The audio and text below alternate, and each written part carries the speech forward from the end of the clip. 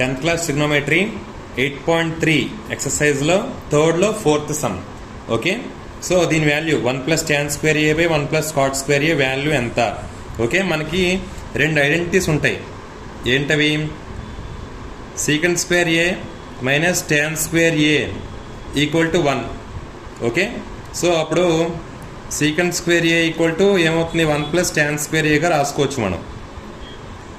Second identity cosecant square a minus cot square a equal to 1. Okay, so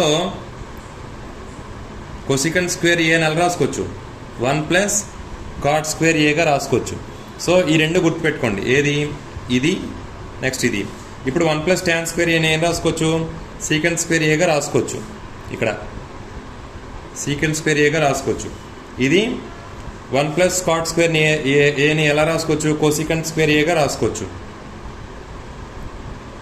cosecant square a. Okay, ఇప్పుడు ఇది 1/cos square a. secant square a అంటే 1/cos square a కదా. cosecant square a అంటే 1/sin square a. Okay, so ఇప్పుడు 1/cos square a ని ఇలా ఉంచుకొని ఇది పైకి వెళ్తే రెసిప్రోకేట్ అవుతుంది. అంటే sin square a / 1 sin square a / 1 అవుతుంది. అంటే sin square a / cos square a అంటే sin/cos tan square a. ఇది ఆన్సర్.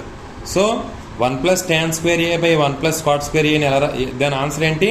tan square a గా రాసుకోవచ్చు. Okay, so please subscribe to my channel Vamshi Krishna maths channel.